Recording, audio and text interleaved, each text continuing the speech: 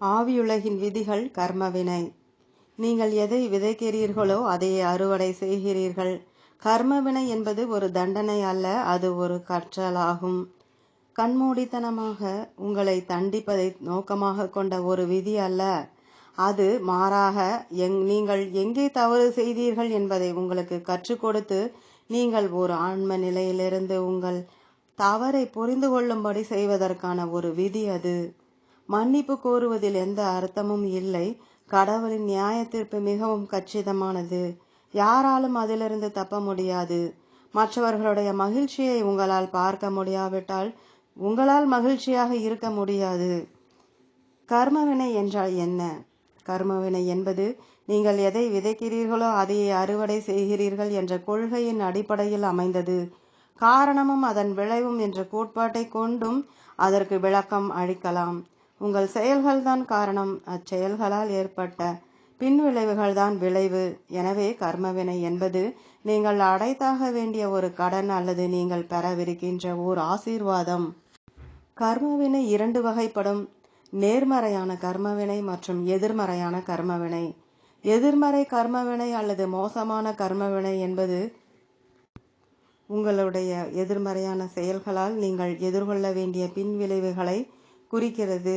நேர்மறை கர்மவினை அல்லது நல்ல கர்மவினை என்பது உங்களுடைய நேர்மறையான செயல்கள் அல்லது தன்னலமற்ற நற்செயல்களின் விளைவாக உங்களுக்கு கிடைக்கவிருக்கின்ற ஆன்மீக ஆசீர்வாதங்களை குறிக்கிறது.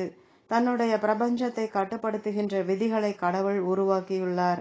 அவ்விதிகளை பின்பற்றி நடப்பது அவரால் படைக்கப்பட்ட அனைத்து உயிர்களின் கடமையாகும். ஆனால் எது ஒன்றையும் செய்யும்படி யாராலும் அவர்களை கட்டாயப்படுத்த முடியாது. சுதந்திரமான விருப்ப தேர்வின் இயல்பு அதுதான்.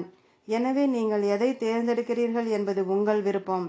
ஆனால் கடவுளின் விதிகளை நீங்கள் பின்பற்றப் போவதில்லை என்பதை நீங்கள் தேர்ந்தெடுத்தாலும் நீங்கள் எப்போதும் அவற்றின் கீழ்தான் செயல்பட்டு கொண்டிருப்பீர்கள். அனைத்து ஆன்மாக்களும் ஆன்மீக விதிகளுக்கு உட்பட்டவையே. கர்மவினை எப்படி வேலை செய்கிறது? நேர்மறை கர்மவினையும் எதிர்மறை கர்மவினையும் ஒன்றையொன்று ரத்து செய்வது சாத்தியம்தானா? இல்லை, அவை இரண்டும் ஒன்றையொன்று ரத்து செய்வது இல்லை. எனவே நீங்கள் செய்துள்ள தவறான காரியங்களுக்கான விலையை நீங்கள் கொடுத்தாகத்தான் வேண்டும். அதே போல நீங்கள் செய்துள்ள நல்ல செயல்களுக்கான ஆன்மீக ஆசீர்வாதங்களையும் நீங்கள் பெறுவீர்கள். நல்ல கர்ம வினையும் மோசமான கர்ம வினையும் ஒன்றிலிருந்து மற்றொன்று முற்றிலும் வேறுபட்டவை. கர்மவினை என்பது உங்கள் செயல்களின் விளைவு மட்டும் அல்ல, மாறாக உங்கள் எண்ணங்கள் மற்றும் வார்த்தைகளின் விளைவும் கூட. எண்ணங்கள், வார்த்தைகள், செயல்கள் ஆகிய மூன்றும் எப்போதும் இணைந்தே செல்கின்றன. ஒருவரிடம் எதிர்மறை கர்மவினை எப்படி வருகிறது? உளரீதியான, உடல் ரீதியான அல்லது உணர்ச்சி ரீதியான வழியின் வடிவில் அது உங்களிடம் வரக்கூடும். ஆரோக்கியம், குடும்பம், பணம், சட்ட விவகாரங்கள் மற்றும் பல விஷயங்கள் தொடர்பான பிரச்சனைகளின் வடிவிலும் அது வரக்கூடும். நோய் என்பது உங்கள் கர்மவினையை தீர்ப்பதற்காக நீங்கள் தேர்ந்தெடுத்துள்ள ஒன்றாக இருக்கலாம். எதிர்மறை கர்மவினைக்கு பின்னால் உள்ள யோசனை இதுதான்: இந்த புவியுலக வாழ்க்கையை உங்கள் கடனை தீர்ப்பதற்காக நீங்கள் பயன்படுத்தி கொண்டிருக்கிறீர்கள். இந்த கடன் உங்களுடைய முந்தைய பிறவிகளில் மட்டும் உருவாக்கப்படவில்லை, மாறாக இப்பிறவியிலும் அது உருவாக்கப்படுகிறது. உங்களுடைய முந்தைய பிறவி ஒன்றில் நீங்கள் செய்துள்ள தவறான செயல்களுக்கான கடனைத்தான் இப்போது நீங்கள் திருப்பி செலுத்தி கொண்டிருப்பதாக நினைத்து விடாதீர்கள். நீங்கள் பூமிக்கு வரும்போது மிக சொற்பமான கர்மவினையுடன் வந்திருக்கக்கூடும். ஆனால் நீங்கள் இப்போது ஒரு தவறான பாதையில் சென்று கொண்டிருந்தால் உங்கள் வாழ்நாள் நெடுகிலும் நீங்கள் உங்கள் எதிர்மறை கர்மவினையை அதிகரித்து கொண்டே போகிறீர்கள். கர்மவினையை பற்றி புரிந்து கொள்வது மக்களுக்கு உண்மையிலேயே பயனுள்ளதாக இருக்கும். ஏனெனில் சில சமயங்களில் வேதனை உங்கள் வாழ்வில் குறுக்கிடுகிறது, ஆனால் அதற்கான காரணம் உங்களுக்கு புரிவதில்லை. இந்த வேதனை உங்கள் ஆன்மீக வளர்ச்சிக்கு தேவை என்பதால் இதை நீங்கள் தான் தேர்ந்தெடுத்துள்ளீர்கள். இதை நீங்கள் அறிந்து கொண்டால் இந்த வேதனையை உங்களால் கண்ணியமாக தாங்கிக் கொள்ள முடியும். நீங்கள் செய்துள்ள தவறுகளை சரி செய்வதற்கு கிடைக்கும் எந்த ஒரு வாய்ப்பையும் ஒருபோதும் தவற விடாதீர்கள். கடந்த கால விவகாரங்களுக்கு தீர்வு காண்பதை உங்கள் கர்வத்தின் காரணமாக நீங்கள் தாமதப்படுத்துவதை விட பூமியில் பிறவியிலேயே அவற்றை தீர்த்து கொள்வது ஒரு ஆசீர்வாதமாக அமையும். ஒவ்வொரு குறிப்பிட்ட நபருடனான உங்கள் கர்ம வினையை இப்பிறவியிலேயே நீங்கள் தீர்த்து கொள்ள வேண்டும்.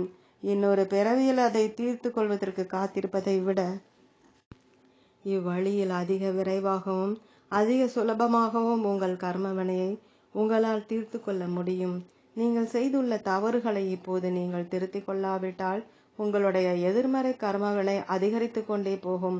ஏனெனில் கடவுள் உங்களுக்கு கொடுத்துள்ள ஒரு வாய்ப்பை நீங்கள் நிராகரித்து விட்டீர்கள். நற்காரியங்களுக்கு நன்கொடைகள் கொடுப்பதன் மூலம் எதிர்மறை கர்மவினையை போக்கிவிட முடியும் என்று பலர் நம்புகின்றனரே, அது உண்மையா? இல்லை. நீங்கள் எவ்வளவு தான தர்மங்களை செய்தாலும் சரி, நீங்கள் செய்துள்ள தவறுகளுக்கான விலையை நீங்கள் கொடுத்தாகத்தான் வேண்டும். தர்ம காரியங்களுக்கு நன்கொடைகள் கொடுத்து உங்கள் கர்மவினையை போக்கிவிட முடியாது. தர்ம காரியங்களுக்கு ஆயிரக்கணக்கில் பணம் கொடுத்தால் தாங்கள் சொர்க்கத்திற்கு போய்விடுவோம் என்று பலர் ஒரு தவறான எண்ணத்தை கொண்டுள்ளனர். நீங்கள் ஒரு நல்ல காரியம் செய்யும் போது அதுதான் உங்கள் உள்நோக்கமாக இருந்தால் சொர்க்கத்தை பார்ப்பதை பற்றி நீங்கள் மறந்துவிடலாம். உங்கள் உலகில் மிக அறிவார்ந்த நீதிபதிகள் வழங்குகின்ற நியாய தீர்ப்புகள் கூட எப்போதும் சரியாக இருக்க வேண்டியதில்லை. ஆனால் கடவுளின் விதிகள் கச்சிதமானவை. அவ்விதியின் விளைவாக உங்களுக்கு கொடுக்கப்படுகின்ற நியாய தீர்ப்பும் கச்சிதமானது. இந்த நியாய தீர்ப்பு கர்மவினையின் வடிவில் உங்களுக்கு வருகிறது. உங்கள் சக மனிதனிடமிருந்து நீங்கள் ஒன்றை மறைக்க முயற்சித்தால் அது மறைவாக இருக்கக்கூடும். ஆனால் கடவுளிடம் இருந்து உங்களால் எதையும் மறைக்க முடியாது. உங்களுடைய ஒவ்வொரு எண்ணமும் வார்த்தையும் செயலும் உங்கள் ஆழ் மனதால் ஆகாய பதிவேட்டில் பதிவு செய்யப்படுகின்றன. நீங்கள் நம்பினாலும் சரி, நம்பாவிட்டாலும் சரி, அதுதான் உண்மை. உங்களுடைய பிரச்சனைகள் அனைத்தையும் துணிச்சலோடும் ஒரு புன்னகையோடும் எதிர்கொள்ளுங்கள் என்று துவக்கத்தில் நீங்கள் கூறினீர்கள். ஆனால் மக்கள் வேதனையில் இருக்கும்போது இது எப்படி சாத்தியமாகும்? உங்கள் கர்மவினை தீர்க்கப்பட வேண்டும், அதை நீங்கள் வெறுக்கக்கூடாது என்பதால் உங்கள் பிரச்சனைகளை துணிச்சலாகவும் ஒரு புன்னகையோடும் நீங்கள் எதிர்கொள்ள வேண்டியது மிகவும் முக்கியம். நீங்கள் குறை கூறினாலோ புலம்பினாலோ சுய பச்சாதாபம் கொண்டாலோ மனச்சோர்வு அடைந்தாலோ அல்லது உங்கள் வேதனையை ஒரு பெரிய விஷயமாக ஆக்கி உங்கள் அன்புக்குரியவர்களுக்கும் உங்களுக்கு உதவி செய்ய முயற்சித்து கொண்டிருப்பவர்களுக்கும் சிரமத்தை ஏற்படுத்தினாலோ நீங்கள் உங்கள் கர்மவினையை தீர்த்து கொண்டிருக்கவில்லை என்று பொருள். மாறாக நீங்கள் இன்னும் அதிகமான எதிர்மறை கர்மவினையை சம்பாதித்து கொண்டிருக்க கூடும். அல்லது நீங்கள் உங்கள் கர்மவினையை தீர்த்து கொண்டிருக்கிறீர்கள் என்ற பட்சத்தில் அது மிக மெதுவாக நடைபெற்று கொண்டிருக்க கூடும். உங்கள் வேதனையும் ஒருபோதும் தீராதது போல தோன்றக்கூடும். உங்கள் வேதனையை இவ்வழியில் துன்பமாக நீங்கள் மாற்றிக்கொண்டிருக்கிறீர்கள்.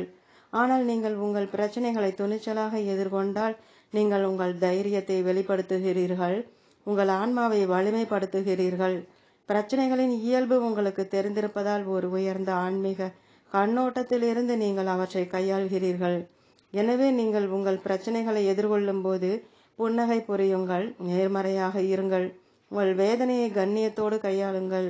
கடவுள் மீதும் அவருடைய நியாய தீர்ப்பின் மீதும் முழுமையான விசுவாசம் வையுங்கள். நகைச்சுவை உணர்வோடு இருங்கள். சூழ்நிலையின் முக்கியத்துவத்தை மட்டும் மனதில் கொண்டு செயல்படுங்கள். ஒரு கடுமையான சூழ்நிலையிலும் பதற்றமின்றி இருங்கள். நீங்கள் இவ்வாறு செய்தால் உங்கள் கர்ம வினையின் ஊடாக ஆவியுலக ஆன்மாக்களால் உங்களுக்கு உதவ முடியும். துணிச்சலையும் கண்ணியத்தையும் நீங்கள் வெளிப்படுத்தும் போது உங்கள் வாழ்வில் குறுக்கிடுகின்ற பிரச்சனைகளுக்கு யாரையும் குறை கூறாமலும் யார் மீதும் வெறுப்பு கொள்ளாமலும் ஒரு ஆன்மீகமான முறையில் அவற்றை உங்களால் கையாள முடியும் என்பதை கடவுளுக்கு நீங்கள் வெளிப்படுத்துகிறீர்கள். நீங்கள் உங்கள் ஆழ் மனதிலிருந்து இயங்கிக் கொண்டிருக்கிறீர்கள். உங்கள் பிரச்சனைகளை கையாள்வதற்கான வலிமையை கடவுள் உங்களுக்கு கொடுக்க வேண்டும் என்று ஆவியுலக ஆன்மாக்களால் அப்போது பிரார்த்தனை செய்ய முடிகிறது. ஆவியுலக ஆன்மாக்களால் உங்கள் பிரச்சனைகளை நீக்கிவிட முடியாது. ஆனால் ஆவியுலகிலிருந்து உங்களுக்கு கிடைக்கின்ற கூடுதல் பிரார்த்தனையாலும் பாதுகாப்பாலும் உங்கள் பிரச்சனைகளிலிருந்து மீள்வதற்கான அதிக வலிமையை நீங்கள் பெறுகிறீர்கள். அப்போது உங்கள் கர்ம வினையை சுலபமாகவும் விரைவாகவும் உங்களால் தீர்த்துவிட முடிகிறது. ஆனால் அதற்காக உங்கள் கர்ம வினை குறைந்துவிடும் என்று அர்த்தமில்லை. அதை சிறப்பாகவும் அதிக விரைவாகவும் கையாள்வதற்கான வலிமையும் ஞானமும் உங்களுக்கு கிடைக்கின்றன என்பதே அதன் பொருள். கற்பனை செய்யப்பட முடியாத அளவு வேதனையை மக்கள் சில சமயங்களில் அனுபவிக்கத்தான் செய்கின்றனர். அப்படிப்பட்ட நேரங்களில் இது என்னுடைய கர்மவினை, எனக்கு இது வேண்டியதுதான் என்று நினைப்பது கடினமாக இருக்கும் அல்லவா? நீங்கள் என்ன சொல்கிறீர்கள் என்பது எங்களுக்கு புரிகிறது. ஆனால் உங்களை நீங்களே பழித்துக் கொள்ள வேண்டும் என்று நாங்கள் கூறவில்லை. ஆன்மீக விதிகளை பற்றி நீங்கள் அறிந்திருக்க வேண்டும் என்றுதான் நாங்கள் உங்களை கேட்டுக்கொள்கிறோம். மக்கள் தேர்ந்தெடுக்கின்ற விஷயங்கள்தான் அவர்கள் அனுபவிக்கின்ற அனைத்திற்கும் காரணம். ஆனால் உங்களுக்கு நிகழ்கின்ற மோசமான விஷயங்கள் உங்கள் தவறுதான் என்று அதற்கு அர்த்தமல்ல. விழிப்புணர்வு இல்லாததால் தான் அவை நிகழ்கின்றன. நீங்கள் தவறு செய்துள்ளீர்கள் என்ற விழிப்புணர்வு அந்த நேரத்தில் உங்களுக்கு இருக்கவில்லை. ஒருவேளை நீங்கள் அதை அறிந்திருந்தாலும் சரியான செயலை செய்வதற்கான வலிமை உங்களுக்கு இருக்கவில்லை. ஆனாலும் சில சமயங்களில் மனிதர்கள் பல கடினமான துன்பங்களை அனுபவிக்கின்றனர். அது அவர்களுடைய கர்மவினையாக இல்லாவிட்டாலும் கூட. ஒன்றை தேர்ந்தெடுப்பதற்கான சுதந்திரத்தை தவறாக பயன்படுத்தி ஒரு மனிதன் இன்னொரு மனிதனுக்கு தீங்கு விளைவிக்கும் போது இவ்வாறு நிகழ்கிறது. துரதிருஷ்டவசமாக பூமியில் மறுபிறவி எடுக்கும் போது மனிதர்கள் இந்த ஆபத்தை தான் எதிர்கொள்ள வேண்டி இருக்கிறது. வலிமையோடு இருப்பதும் கடவுள் மீது வெறுப்பு கொள்ளாமல் இருப்பதும் தான் இதற்கான ஒரே தீர்வு. உங்களை காப்பாற்றும்படியும் நீங்கள் குணமாவதற்கு உங்களுக்கு உதவும்படியும் கடவுளிடம் பிரார்த்தனை செய்யுங்கள். சில சமயங்களில் மக்கள் எதிர்மறை கர்மவினையை மட்டும் கண்டு பயப்படுவதில்லை, தங்கள் வாழ்வில் நிகழ்கின்ற நல்ல விஷயங்களை கண்டும் அவர்கள் பயப்படுகின்றனர். எக்கணத்திலும் அந்த நல்ல விஷயங்கள் அனைத்தும் மறைந்துவிடும் என்று அவர்கள் நினைக்கின்றனர். உங்களுடைய மோசமான கர்மவினையை துணிச்சலோடு எதிர்கொள்வது முக்கியம். ஆனால் நல்ல கர்மவினையை கண்ணியத்தோடு ஏற்றுக்கொள்வது முக்கியம்தான். தங்கள் வாழ்வில் வரும் நல்ல விஷயங்களை எப்படி ஏற்றுக்கொள்வது என்று தெரியாமல் எத்தனை மனிதர்கள் இருக்கின்றனர் என்பதை நினைத்தால் ஆச்சரியமாக இருக்கிறது. முதலில் உங்கள் வாழ்வில் நிகழ்கின்ற அனைத்து நல்ல விஷயங்களுக்காகவும் கடவுளுக்கு எப்போதும் நன்றி கூறுங்கள். இது மிகவும் முக்கியம். புவியுலகில் தாங்கள் கஷ்டப்படுகின்ற நேரங்களில் மக்கள் இறைவனிடம் உதவி கேட்டு மன்றாடுகின்றனர். ஆனால் நல்ல நேரங்களில் எல்லாம் சிறப்பாக சென்று கொண்டிருக்கும் போது கடவுளை அவர்கள் சௌகரியமாக மறந்து விடுகின்றனர். வேதனையான நேரங்களில் நீங்கள் கடவுளை நினைக்கிறீர்கள் என்றால் நல்ல நேரங்களின் போதும் அவரை நினைத்து கொள்ளுங்கள். அவரோடு மகிழ்ச்சியுடன் இருங்கள். நாம் எல்லோரும் அவருடைய குழந்தைகள். நாம் ஆன்மீக ரீதியாக முன்னேறும் போதும் நம்முடைய ஆன்மீக குறிக்கோளை நிறைவேற்றும் போதும் அவர் உண்மையிலேயே மகிழ்ச்சி கொள்கிறார். நம்மால் எவ்வளவு ஆசீர்வாதங்களை கையாள முடியுமோ, எவ்வளவு மகிழ்ச்சியை கையாள முடியுமோ அவ்வளவு ஆசீர்வாதங்களையும் மகிழ்ச்சியையும் அவர் நமக்கு கொடுக்க விரும்புகிறார். இரண்டாவதாக, உங்கள் பயணத்தில் உங்களுக்கு உதவியுள்ள உங்கள் குடும்பத்தினர், நண்பர்கள் மற்றும் பிறருக்கு நன்றி கூறுங்கள். ஆவியுலகிலிருந்து உங்களுக்கு உதவியுள்ள உங்கள் தேவ தூதர்களுக்கு நன்றி கூறுங்கள். அவர்களை அங்கீகரிப்பது முக்கியம். உங்களுக்கே தெரியாமல் உங்கள் தேவதூதர்கள் உங்களை பல சமயங்களில் தீங்கிலிருந்து காப்பாற்றியுள்ளனர். உங்களுக்கு மிகவும் தேவைப்பட்ட நேரத்தில் கூடுதல் உந்துதலை உங்களுக்கு கொடுத்துள்ளனர். எனவே அவர்களுக்கு உளமாற நன்றி கூறுங்கள். அவர்களை ஆசீர்வதிக்கும்படி இறைவனிடம் கேட்டுக்கொள்ளுங்கள். ஆவியுலகில் உள்ள தங்கள் அன்புக்குரியவர்களையும் தங்களுடைய வழிகாட்டி ஆன்மாக்களையும் பிற தேவ தூதர்களையும் ஆசீர்வதிக்கும்படி உங்கள் புவியுலக ஆன்மாக்களால் கடவுளிடம் கேட்க முடியும். மூன்றாவதாக, நல்ல கர்மவினையை கையாளும் போது குற்ற உணர்வு என்ற அம்சமும் குறுக்கிடுகிறது. பூமியில் மக்கள் தவறான காரணங்களுக்காக குற்ற உணர்வு கொள்ளும் நிலைக்கு தள்ளப்படுகின்றனர். மற்றவர்களுக்கு குற்ற உணர்வை ஏற்படுத்தி பார்ப்பதில் சிலர் பேரின்பம் கொள்கின்றனர். அவர்கள் உங்களுக்கு மிக நெருக்கமானவர்களாக இருந்தாலும் சரி, அப்படிப்பட்ட மக்களின் வலையில் விருந்து விடாதீர்கள். அவர்கள் எப்போதும் தங்களுடைய பயணத்தை உங்களுடைய பயணத்துடன் ஒப்பிட்டு பார்த்துவிட்டு உங்கள் வாழ்வில் உள்ள ஆசீர்வாதங்கள் குறித்து உங்களை மோசமாக உணரச் செய்வார்கள். நீங்கள் சரியான பாதையில் சென்று கொண்டிருக்கும் பட்சத்தில் நல்ல விஷயங்கள் உங்கள் வாழ்வில் நிகழ்ந்தால் அதற்கு நீங்கள் தகுதியானவர்தான் என்பதை நீங்கள் தெளிவாக புரிந்து கொள்ள வேண்டும். நீங்கள் ஏன் குற்ற உணர்வு கொள்ள வேண்டும்? உங்களுக்கு கிடைத்திருக்கும் ஆசீர்வாதங்கள் இன்னொருவருக்கு இல்லை என்றால் அதற்கு ஒரு காரணம் இருக்கக்கூடும். அவர்கள் தங்கள் ஆன்மீக பயணத்தில் வேறொரு நிலையில் இருக்கக்கூடும். அவர்கள் ஏகப்பட்ட கர்ம வினைகளை தீர்த்து கொண்டிருக்கக்கூடும், அல்லது தீவிரமான சோதனைகளுக்கும் பயிற்சிகளுக்கும் உட்பட்டு கொண்டிருக்கக்கூடும். அவர்களுக்கு உதவி செய்யுங்கள், ஆதரவு காட்டுங்கள். ஆனால் அவர்களுடைய சுய பச்சாதாபத்தை கண்டு ஏமாந்து விடாதீர்கள். உங்களுடைய சொந்த பயணத்தில் உங்களுக்கு கிடைத்திருக்கும் ஆசீர்வாதங்களை பற்றி கேள்வி கேட்காதீர்கள். சில ஆன்மாக்கள் தவறான பாதையில் சென்று கொண்டு தாங்கள் செய்துள்ள தவறான செயல்களுக்கான விலையை கொடுத்து கொண்டிருக்கின்றனர். அவர்கள் சரியான பாதைக்கு வந்துவிட்டால் அவர்களுடைய வாழ்க்கையும் மாறிவிடும். ஆவியுலகில் அவர்கள் எதை தேர்ந்தெடுத்துள்ளனர் என்று உங்களுக்கு தெரியாது. உங்கள் வாழ்வில் வரும் நல்ல விஷயங்களை மகிழ்ச்சியாக அனுபவியுங்கள். அவை குறித்து நன்றியுடன் இருங்கள். உங்கள் வாழ்வில் நிகழ்கின்ற நல்ல அதிர்ஷ்டம் குறித்து நன்றியுடன் இருப்பதற்கான வழி அந்த நல்ல அதிர்ஷ்டத்தை இன்னொரு நல்ல ஆன்மாவுடன் பகிர்ந்து கொள்வதுதான். இங்கும் கூட உங்கள் வாழ்வில் துல்லியமாக என்ன நிகழ்ந்து கொண்டு இருக்கிறது என்பதை நீங்கள் வெளிப்படுத்த தேவையில்லை. ஒவ்வொரு தகவலையும் அடுத்தவரிடம் கூற தேவையில்லை. யதார்த்தத்தில் உங்களுக்கு ஏற்படும் நல்ல விஷயங்கள் குறித்து நீங்கள் மௌனமாக இருக்க வேண்டும். உங்கள் நம்பிக்கைக்குரிய ஒரு சிலரிடம் தவிர அவற்றை பற்றி நீங்கள் அதிகமாக பேசாமல் இருப்பது நல்லது. இல்லையென்றால் நீங்கள் எதிர்மறை ஆற்றலை கவர்ந்தெழுப்பீர்கள். ஆனால் உங்களுக்கு ஏதோ நல்லது நிகழ்ந்திருப்பது குறித்து நீங்கள் மகிழ்ச்சியாக இருந்தால் அந்த உணர்வை மற்றவர்களோடு பகிர்ந்து கொள்ளுங்கள். இன்னொருவருக்கு மகிழ்ச்சி ஏற்படுத்துங்கள். நீங்கள் ஒரு வலிமையான நிலையில் இருந்தால் பிற நல்ல ஆன்மாக்களுக்கு உதவுவதற்கு அதை பயன்படுத்தி கொள்ளுங்கள். நீங்கள் அந்த நிலையில் வைக்கப்பட்டிருப்பதற்கான ஒரே காரணம் அதுதான். உங்களுக்கு கிடைக்கின்ற ஆன்மீக ஆசீர்வாதங்களை மகிழ்ச்சியோடு அனுபவியுங்கள். பிற நல்ல ஆன்மாக்களுக்கு உதவுவதற்கு அந்த ஆசீர்வாதங்களை பயன்படுத்தி கொள்ளுங்கள். எந்தெந்த விஷயங்கள் எதிர்மறை கர்மவினையை உருவாக்குகின்றன? 1. உங்களுக்கு நீங்களே தீங்கு ஏற்படுத்தி கொள்ளுதல்.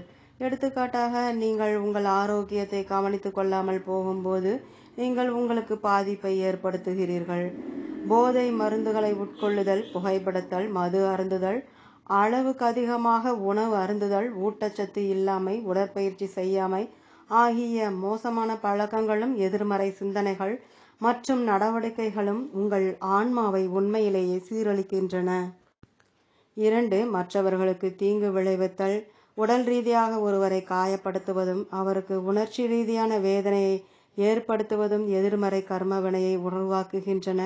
உடல் ரீதியான வலி எவ்வளவு மோசமோ உணர்ச்சி ரீதியான வலியும் அவ்வளவு மோசமாகும். 3. நீங்கள் எதிர்கொண்டிருக்கின்ற பிரச்சனைகளை ஏற்றுக்கொள்ளாமல் இருப்பதன் மூலமும் சூழ்நிலையில் உள்ள உண்மையை எதிர்கொள்ளாமல் இருப்பதன் மூலமும் அப்பிரச்சனைகளை கையாளாமல் இருத்தல். 4. எதிர்மறை ஆன்மாக்களின் தவறான நடத்தைகளை பொறுத்து கொள்ளுதல். அவர்கள் எங்கே தவறிழைத்து கொண்டிருக்கின்றனர் என்பதை நீங்கள் அவர்களிடம் விளக்கி கூற வேண்டும். அவர்கள் உங்கள் பேச்சை கேட்காவிட்டால் அது அவர்கள் விருப்பம். ஆனால் அவர்கள் உங்களை தங்களுக்கு சாதகமாக பயன்படுத்தி கொள்ள ஒருபோதும் அனுமதித்து விடாதீர்கள். தீவினையை ஒருபோதும் ஊக்குவிக்காதீர்கள்.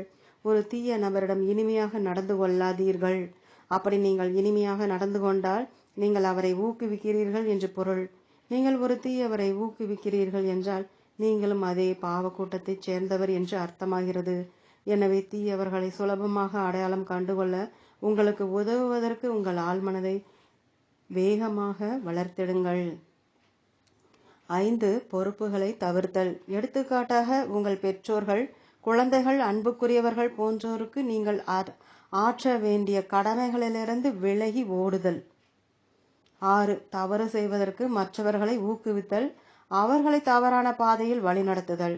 எடுத்துக்காட்டாக, போதை மருந்துகளை கடத்தும் வேலையில் அவர்களை ஈடுபடுத்துதல். 7. உங்கள் குழந்தைகளுக்கு செல்லம் கொடுத்து அவர்களை கெடுத்தல்.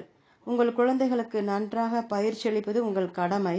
அதை நீங்கள் செய்ய தவறும்போது நீங்கள் மோசமான கர்மவினையை உருவாக்குகிறீர்கள்.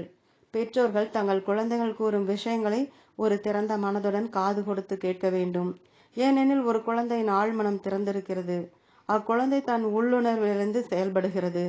ஆனால் உங்கள் குழந்தை தன்னுடைய சுயநல நோக்கங்களுக்காக உங்களை தனக்கு சாதகமாக பயன்படுத்தி கொள்ளாமல் இருக்கும்படி பார்த்து கொள்ளுங்கள். 8. பூமியில் உங்கள் ஆன்மீக குறிக்கோள் என்ன என்பதை கண்டுகொள்ளவும் அதை நிறைவேற்றவும் தவறுதல். 9.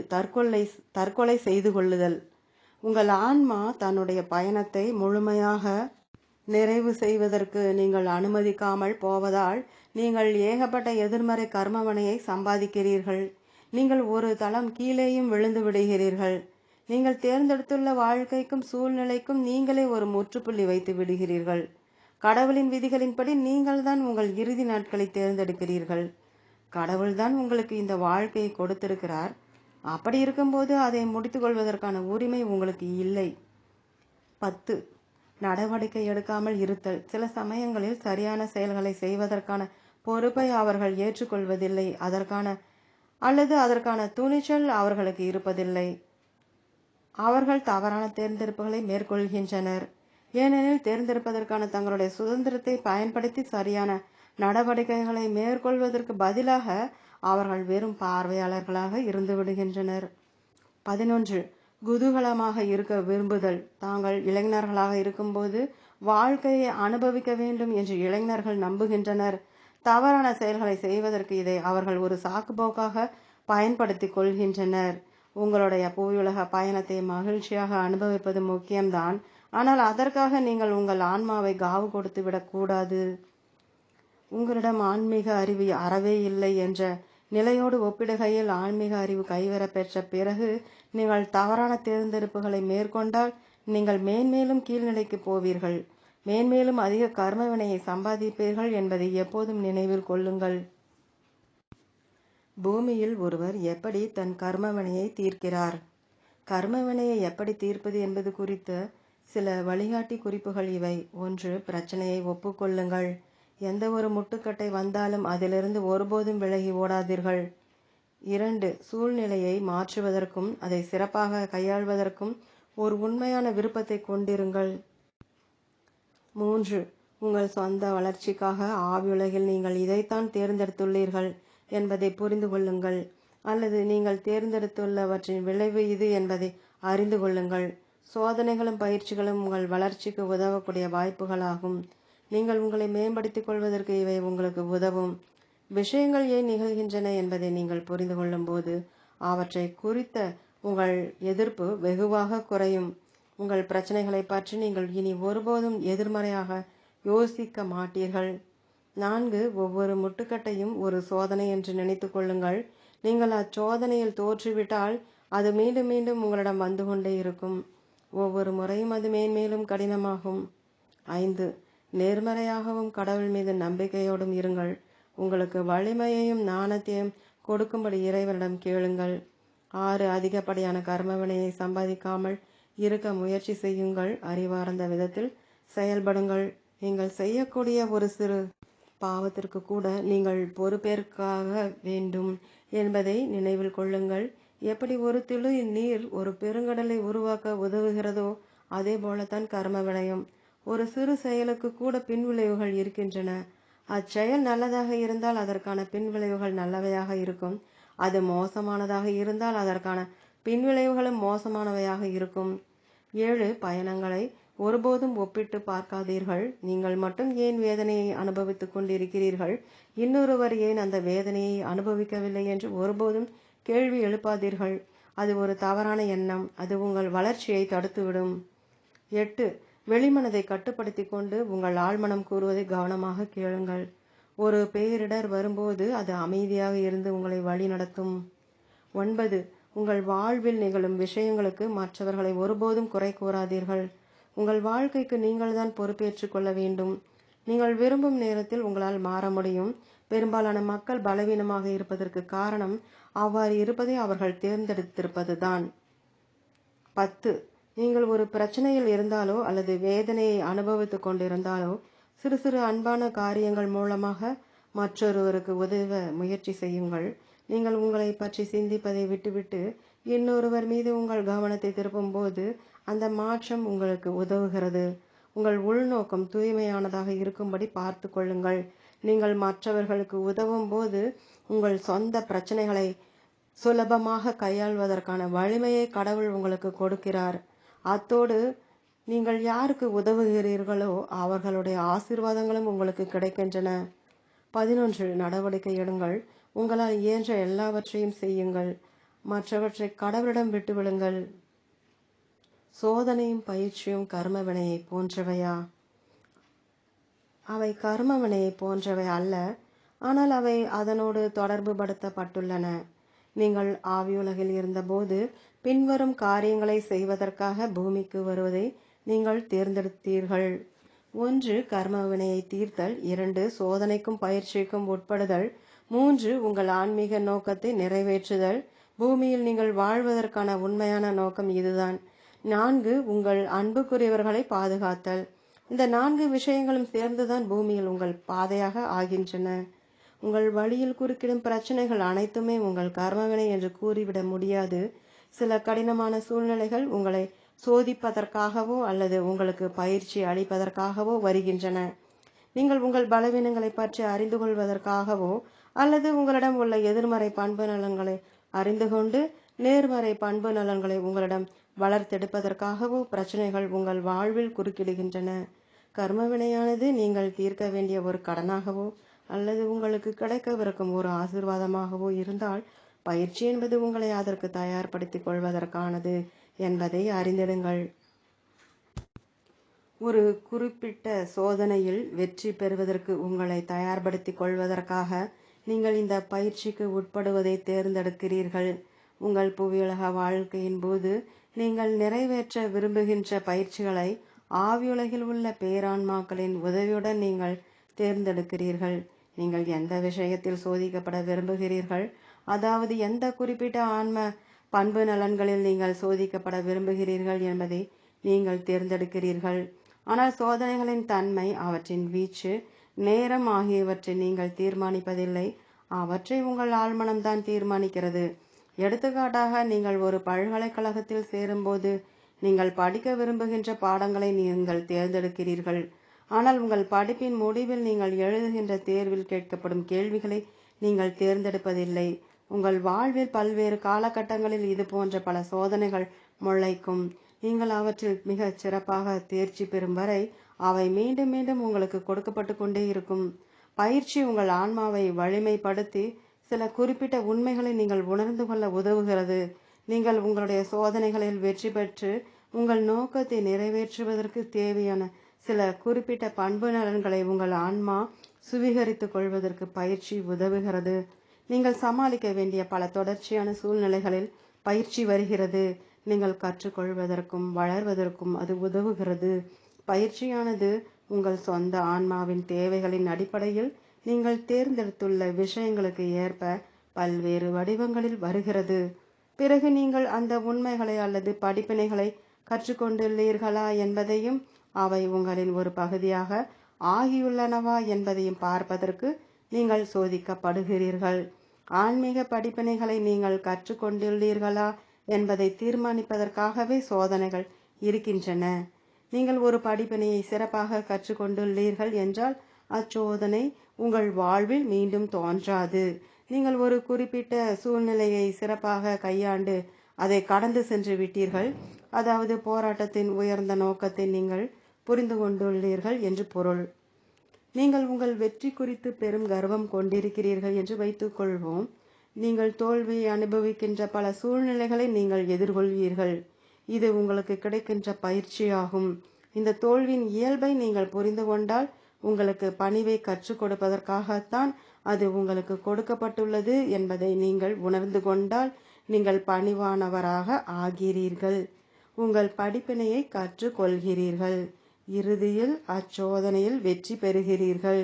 கர்வம் என்ற ஓர் எதிர்மறை ஆன்ம பண்பு நலனை அகற்றிவிட்டு பணிவு என்ற ஒரு நேர்மறையான ஆன்ம பண்பு நலனை நீங்கள் அதனிடத்தில் கூடி அமர்த்துகிறீர்கள். இந்த மாற்றம் உண்மையானதாக இருந்தால் நீங்கள் உங்கள் சோதனையில் உண்மையிலேயே வெற்றி பெற்றுள்ளீர்கள் என்று அர்த்தம். உங்கள் ஆன்மா இவ்விதத்தில்தான் பயிற்றுவிக்கப்படுகிறது. ஆன்மீக ரீதியாக நீங்கள் உயரும்போது உங்களுடைய சோதனைகளும் பயிற்சிகளும் ஓர் உயரிய தன்மை கொண்டவையாக ஆகின்றன. ஆவியுலகிலிருந்து கூடுதல் உதவி உங்களுக்கு கிடைக்கிறது. சோதனைகள் உங்களுடைய ஒழுக்கத்தின் வலிமையையும் தீர்மானிக்கின்றன. நீங்கள் பின்பற்றவிருக்கும் ஒரு பாதை அறநெறி ரீதியாக தவறானது என்றாலும் அது சுலபமானதாக இருப்பதால் அதை நீங்கள் தேர்ந்தெடுக்கிறீர்களா, அல்லது அதிக கடினமானதாக இருந்தாலும் சரியான பாதையை தேர்ந்தெடுக்கிறீர்களா? கர்மவினை, சோதனை, பயிற்சி ஆகிய மூன்றும் ஒன்றோடொன்று இணைக்கப்பட்டுள்ளன. நீங்கள் புரிந்து கொள்ள வேண்டியது இதுதான். நீங்கள் எந்த சூழ்நிலையை எதிர்கொள்ள வேண்டியிருந்தாலும் சரி, அதை துணிச்சலோடும் ஒரு புன்னகையோடும் கையாளுங்கள். ஆனால் எப்போதும் விழிப்பாக இருங்கள். நீங்கள் சற்றும் எதிர்பார்க்காத நேரத்தில்தான் சோதனைகள் உங்கள் குறுக்கே வருகின்றன. ஒரு ஆன்மீக சோதனை என்பது ஒரு திடீர் சோதனை. ஆன்மீக படிப்பினைகளை நீங்கள் உண்மையிலேயே கற்றுக்கொண்டுள்ளீர்களா என்பதை கண்டுபிடிப்பதற்கான ஒரே வழி இதுதான். நீங்கள் ஆன்மீக ரீதியாக விழிப்புடன் இருப்பதற்கு உங்கள் ஆழ்மன நிலையிலிருந்து செயல்படுங்கள். அப்போது இயல்பாகவே நீங்கள் சரியான காரியத்தை தான் செய்வீர்கள். ஒரு ஆன்மீக சோதனையை எதிர்கொள்ளும் போது வெளிமன நிலையிலிருந்து நீங்கள் இயங்கினால் தவறான திசையை வெளிமனத்தை நீங்கள் பயன்படுத்தி கொண்டிருக்கிறீர்கள் என்று பொருள். எனவே நீங்கள் அச்சோதனையில் அவ்வளவு சிறப்பாக தேர்ச்சி பெற முடியாமல் போகக்கூடும், அல்லது நீங்கள் முற்றிலுமாக தோற்று போகக்கூடும். நீங்கள் ஒரு சோதனையை எதிர்கொள்ளும் போது பயத்தால் நீங்கள் உறைந்து விடக்கூடும், அல்லது கோபமும் வெறுப்பும் கொள்ளக்கூடும். அவ்வாறு நிகழும்போது நீங்கள் உங்களை உங்கள் ஆழ்மனதிடமிருந்து துண்டித்துக் கொள்கிறீர்கள். இதன் விளைவாக நீங்கள் ஒரு தவறான துவக்கத்தை மேற்கொள்கிறீர்கள். வெளிமனம் என்ற தவறான தசையை நீங்கள் முடுக்கிவிட்டிருக்கிறீர்கள். உங்கள் துவக்கம்தான் எல்லாமே. எனவே நீங்கள் தவறான தசையை முடுக்கிவிட்டிருப்பதால் நீங்கள் தொடர்ந்து அதைத்தான் பயன்படுத்துவீர்கள். இறுதியில் நீங்கள் உங்கள் சோதனையில் தோற்கும் போது நீங்கள் என்ன செய்துள்ளீர்கள் என்பதை நீங்கள் உணர்ந்து கொள்வீர்கள்.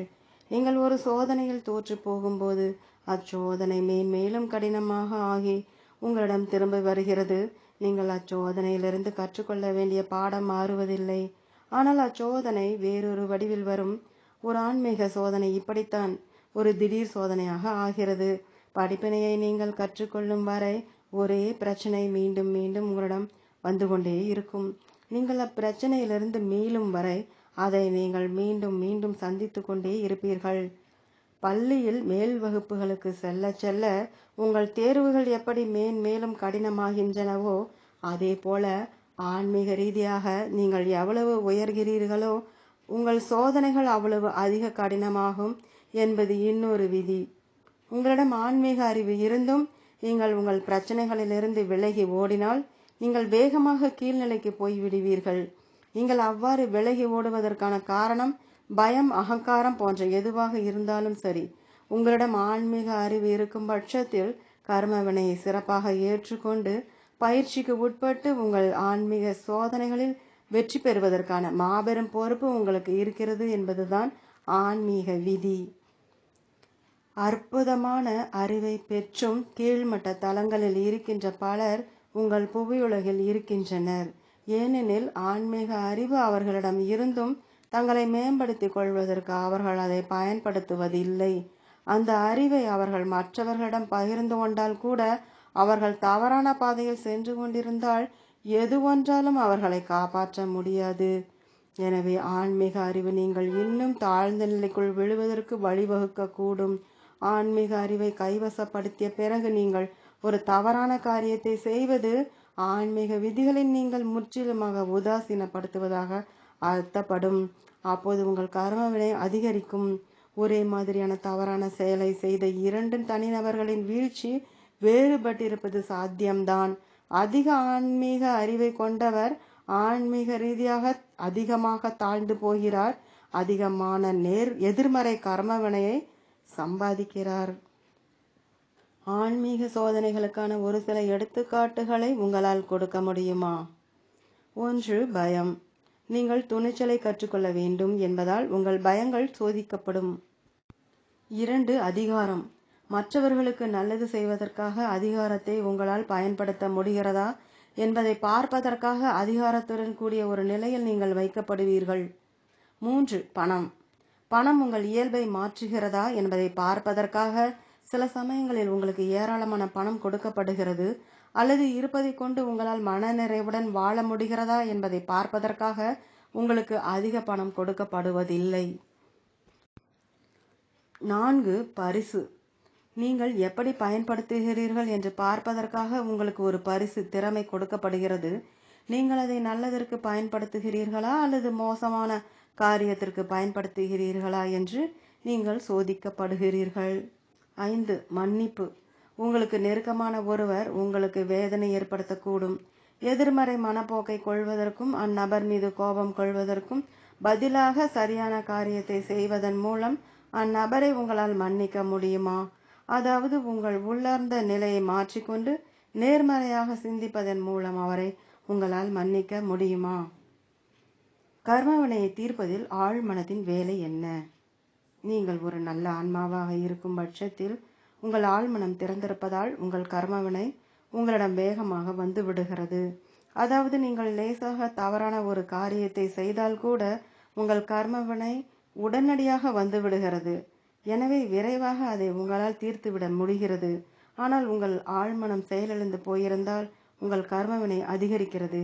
எனவே நீங்கள் அதை தீர்ப்பதற்கு தாமதமாகிறது. ஆனால் இறுதியில் எப்படியும் அது உங்களை வந்தடைகிறது. தீய ஆன்மாக்கள் தப்பிவிடுகின்றனர் என்று நினைக்காதீர்கள். தாங்கள் சேகரிக்கும் கர்மவினையை என்றேனும் ஒரு நாள் அவர்கள் தீர்த்தாகத்தான் வேண்டும். ஆனால் சோதனைக்கும் பயிற்சிக்கும் இவ்விதி பொருந்துவதில்லை. சோதனைக்கும் பயிற்சிக்கும் உட்படுவதை ஒரு மனிதனால் தவிர்க்க முடியும். உங்கள் ஆழ்மனம் செயலற்று போயிருந்தால் உங்கள் ஆன்மீக வளர்ச்சிக்கு தேவையான சோதனைகளுக்கும் பயிற்சிகளுக்கும் அதனால் உங்களை வழிநடத்தி செல்ல முடியாது. இதன் விளைவாக உங்கள் ஆன்மீக குறிக்கோளையும் பூமியில் நீங்கள் இருப்பதற்கான நோக்கத்தையும் உங்களால் ஒருபோதும் அறிந்து கொள்ள முடியாமல் போய்விடுகிறது.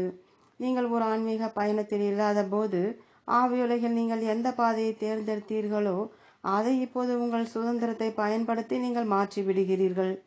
உங்கள் ஆன்மாவின் பயிற்றுவிப்புக்கு தேவையான சூழ்நிலைகளையும் மக்களையும் நீங்கள் இனி ஒருபோதும் எதிர்கொள்ள மாட்டீர்கள். மாறாக உங்கள் அகங்காரத்திற்கு தீனி போட்டு உங்களை முற்றிலுமாக புவி சார்ந்து இருக்கும்படி செய்து லௌகீக விஷயங்களுக்கு முக்கியத்துவம் கொடுக்கின்ற ஒரு உலகில் நீங்கள் மூழ்கிவிடும்படி செய்யக்கூடிய சூழ்நிலைகளையும் மக்களையும் தான் நீங்கள் சந்திப்பீர்கள். இதன் விளைவாக உங்கள் ஆன்மாவுக்கு நீங்கள் எந்த முக்கியத்துவம் கொடுக்காமல் போய்விடுவீர்கள். உங்கள் ஆன்மாவை பேணி பராமரிப்பதை முற்றிலுமாக புறக்கணித்துவிட்டு இந்நிலையில் நீங்கள் மகிழ்ச்சியாக இருந்து விடுவீர்கள். ஆனால் இந்த மகிழ்ச்சி ஒரு மாயைதான். ஏனெனில் அது முழுக்க முழுக்க உங்கள் வெளிமனதிலிருந்து வருகிறது. ஆன்மீக பாதையிலிருந்து விலகி ஓடுவதன் மூலம் புவிவாழ் மக்கள் சிலர் நிம்மதி அடைகின்றனர். வெளிமனதிலிருந்து வருகின்ற ஒரு பொய்யான மன அமைதியை அவர்கள் உணர்கின்றனர். ஏனெனில் தங்களை மாற்றிக்கொள்வதற்கும் மேம்படுத்திக் கொள்வதற்கும் அவர்கள் விரும்புவதில்லை என்பதால் இப்பாதையில் அவர்களுக்கு எந்த போராட்டமும் இருப்பதில்லை. தங்கள் பிரச்சனைகளை சரியான வழியில் கையாள அவர்கள் விரும்புவதில்லை. மாறாக எது சுலபமான வழியோ அவ்வழியில் அவர்கள் அப்பிரச்சனைகளிலிருந்து விடுபட முயற்சிக்கின்றனர். இந்த பொய்யான மன அமைதியை உங்கள் அகங்காரம்தான் உங்களுக்கு கொடுக்கிறது. ஏனெனில் தான் நசுக்கப்படுவதை அது விரும்புவதில்லை. தாழ்ந்த நிலையில் இருக்கும் ஆன்மாக்களின் ஆழ்மனங்கள் செயலிழந்து இருப்பதாலும் சோதனைகளுக்கும் பயிற்சிகளுக்கும் அவை அவர்களை இட்டுச் செல்வதில்லை என்பதாலும் தான் புவியில் இவ்வளவு அநியாயங்கள் இருப்பது போல தெரிகிறதா? அப்படி உங்களுக்கு தெரியக்கூடும். ஆனால் இந்த ஆன்மாக்கள் உண்மையில் மோசமான கர்ம வினைகளை உருவாக்கி கொண்டிருக்கின்றனர் என்பதை நீங்கள் மறந்துவிடக் கூடாது. அவர்கள் தங்கள் சோதனைகளையும் பயிற்சிகளையும் கூட எதிர்கொள்வது இல்லை. இவ்விஷயங்கள் அனைத்தும் பதிவு செய்யப்படுகின்றன. இவை அனைத்தும் மேன்மேலும் அதிகரிக்கின்றன. இறுதியில் எதிர்மறை ஆன்மாக்கள் இந்த உண்மையை எதிர்கொள்ளத்தான் வேண்டும். ஆனால் புவியுலகில் இந்த ஆன்மாக்களிடம் அதிகாரம் இருப்பதால் அவர்கள் மகிழ்ச்சியாக இருப்பது போல தோன்றும். மேலும் இக்கணத்தில் பூமியின் அதிர்வு எதிர்மறையாக இருக்கிறது. எனவே இந்த எதிர்மறை அதிர்வு எதிர்மறை ஆன்மாக்களுக்கு உதவுகிறது. துரதிருஷ்டவசமாக இதே எதிர்மறை அதிர்வு நல்ல ஆன்மாக்களையும் பாதிக்கிறது. இந்த எதிர்மறை ஆன்மாக்கள் தங்களுடைய சுதந்திர தேர்ந்தெடுப்பை பயன்படுத்தி மற்றவர்களுக்கு தீங்கு விளைவிக்கின்றனர். அதன் விளைவாக நல்ல ஆன்மாக்களும் துன்பத்தை அனுபவிக்கின்றனர். அது அவர்களுடைய சோதனையாகவோ பயிற்சியாகவோ அல்லது கர்ம வினையாகவோ இல்லாவிட்டாலும் கூட. எடுத்துக்காட்டாக கொலை ஒருபோதும் கடவுளின் திட்டத்தில் ஒரு பகுதியாக இருப்பதில்லை.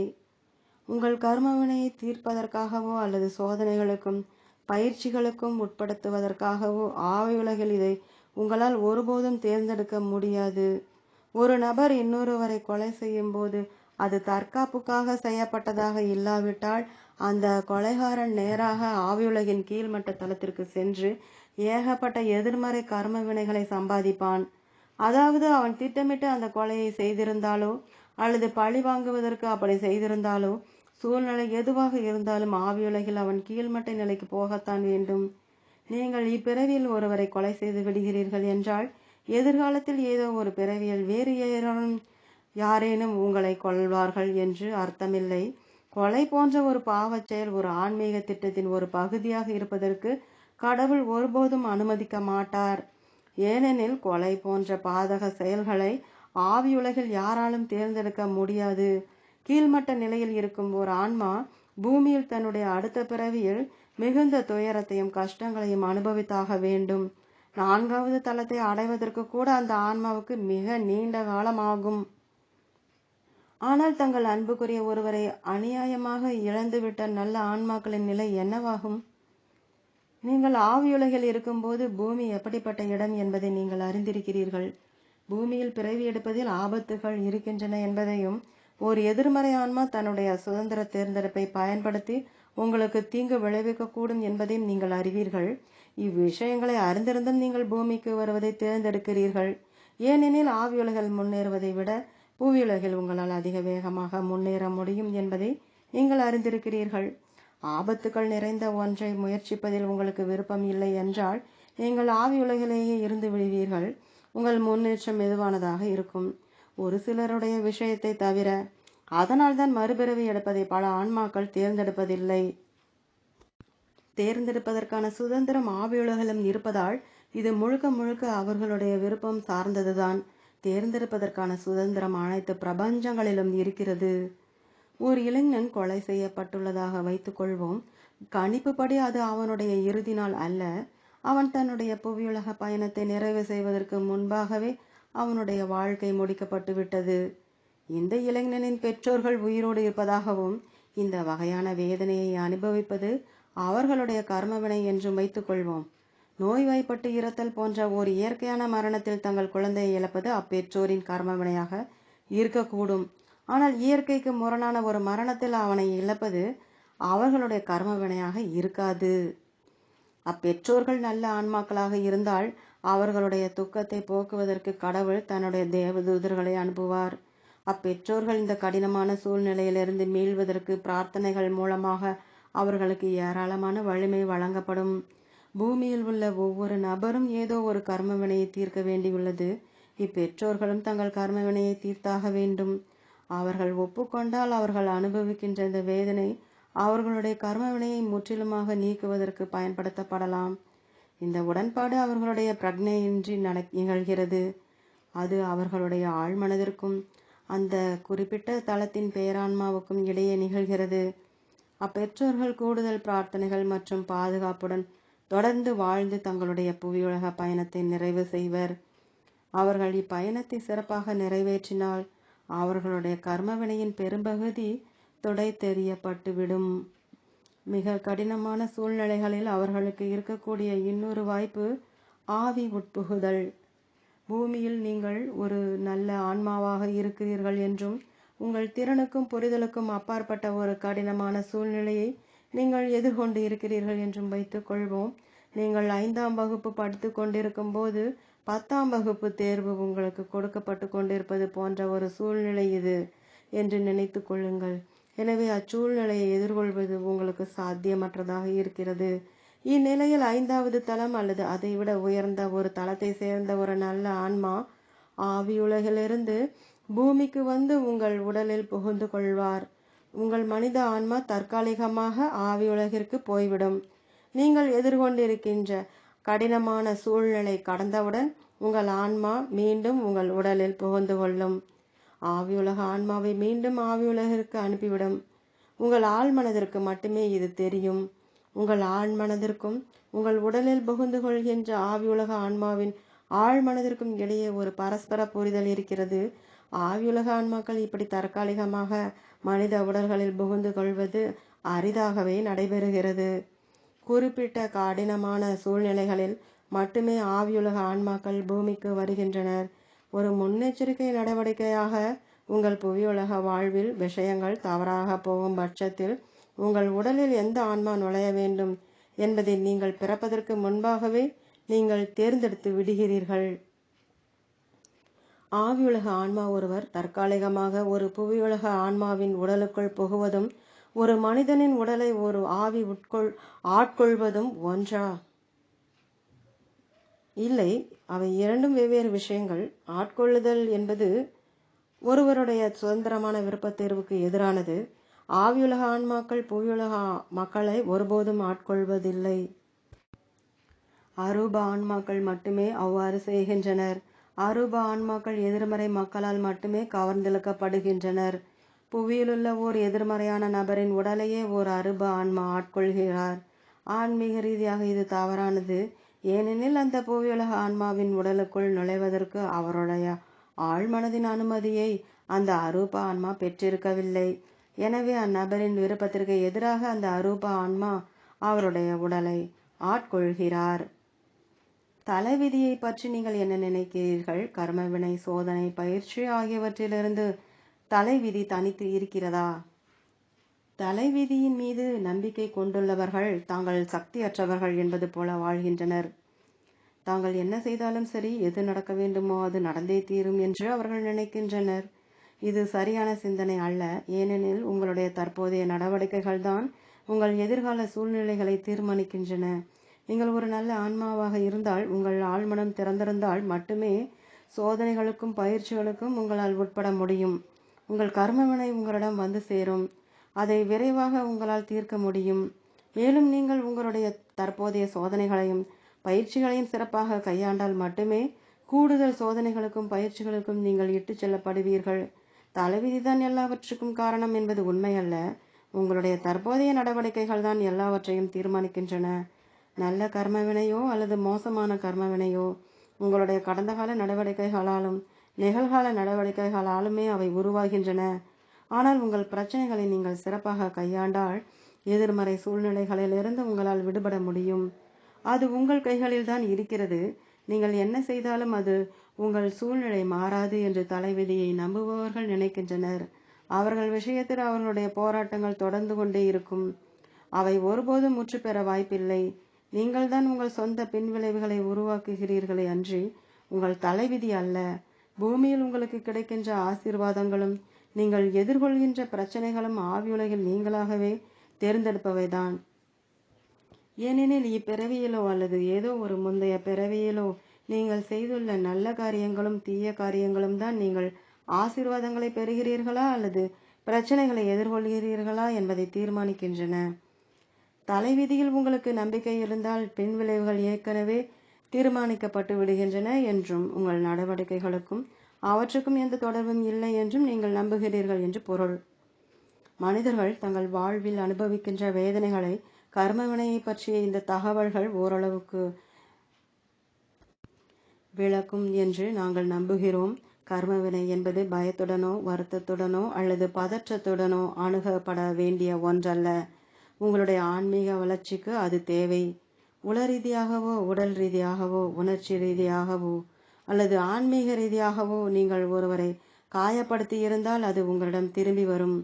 அதே போல ஒரு தூய்மையான உள்நோக்கத்துடன் நீங்கள் பிறருக்கு செய்துள்ள சிறு சிறு அன்பான காரியங்கள் உங்களுக்கு ஆசீர்வாதங்களை கொண்டு வரும். ஆன்மீக ஆசீர்வாதங்களும் பரிசுகளும் ஒருபோதும் லௌகீகத்தன்மை கொண்டவை அல்ல. அவை பல வடிவங்களில் வருகின்றன. ஒரு மகிழ்ச்சியான குடும்பம், விசுவாசமான நண்பர்கள், திறமைகள், வசதிகள், செல்ல பிராணிகள், ஒரு உண்மையான குரு கிடைத்தல், தன்னிச்சையாக எழுதுதல் போன்ற புலன்கடந்த திறன்கள், பிறவி மேதமை, கருத்து பரிமாற்றத்தில் வல்லவராக இருத்தல், பிணி நீக்க சக்தியை பெற்றிருத்தல், மனிதகுலத்தின் சேவைக்காக கண்டுபிடிப்புகளை நிகழ்த்துதல், சிறந்த ஆரோக்கியம், எதிர்மறையான விஷயங்களிலிருந்து உங்களுக்கும் உங்கள் அன்புக்குரியவர்களுக்கும் பாதுகாப்பு கிடைத்தல், வழிகாட்டுதல் மற்றும் ஆன்மீக அறிவு, உங்கள் பிரச்சனைகளை கையாள்வதற்கு கடவுளிடமிருந்து உங்களுக்கு கிடைக்கும் வலிமை, உங்கள் கர்ம வினையை விரைவாக தீர்ப்பதற்கு உங்களுக்கு கிடைக்கும் வாய்ப்புகள், உங்கள் புவியுலக பயணத்தின் நோக்கத்தை சிறப்பாக நிறைவேற்றுவதற்கும் மற்றவர்களுக்கு உதவுவதற்கும் உங்களுக்கு தேவையான திறமைகள்.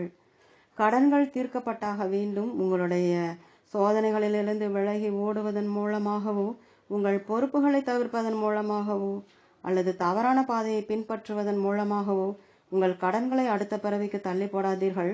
உங்கள் நோயை தீர்ப்பதற்கு நீங்கள் மருந்துகளை உட்கொள்ள வேண்டும். ஆனால் அந்த மருந்துகள் சில சமயங்களில் கசப்பாக இருக்கும். ஆனால் அவற்றை நீங்கள் உட்கொண்ட பிறகு நீங்கள் நலமாக உணர்வீர்கள். அதே போல கர்ம வினைகள் உங்களுக்கு வலியை கொடுக்கும். ஆனால் அவற்றை நீங்கள் சிறப்பாக கையாண்ட பிறகு உங்கள் மனம் லேசாகும். நீங்கள் வலிமையாக உணர்வீர்கள். உங்கள் புரிதல் பெரிதும் மேம்பட்டிருக்கும். உங்கள் வழியில் எது குறுக்கிட்டாலும் அதை உங்களால் கையாள முடியும் என்பதை எப்போதும் நினைவில் கொள்ளுங்கள். ஆவியுலகில் நீங்கள் உங்கள் தளத்தின் பேரான்மாவுடனும் இன்னும் 3 நல்ல ஆன்மாக்களுடனும் சேர்ந்து கலந்து பேசிய பிறகுதான் உங்கள் திறனுக்கு ஏற்ற ஒரு பாதையை நீங்கள் தேர்ந்தெடுத்தீர்கள். உங்களால் கையாளப்படக்கூடிய விஷயங்களின் அடிப்படையிலேயே உங்களுக்கு பயிற்சிகளும் சோதனைகளும் கர்மவினைகளும் வழங்கப்படுகின்றன. உங்கள் திறனுக்கு அப்பாற்பட்ட எதுவும் உங்கள் வாழ்வில் தோன்றாது. ஏதோ ஒன்று உங்களால் கையாள முடியாத அளவுக்கு கடினமானதாக இருப்பதாக நீங்கள் நினைத்தால் மீண்டும் நன்றாக யோசித்து பாருங்கள். நீங்கள் எங்கே தவறெழுத்திருக்க கொண்டிருக்கிறீர்கள் என்பதை நீங்கள் ஆய்வு செய்ய வேண்டியிருக்கலாம். ஓம் தொடரும்.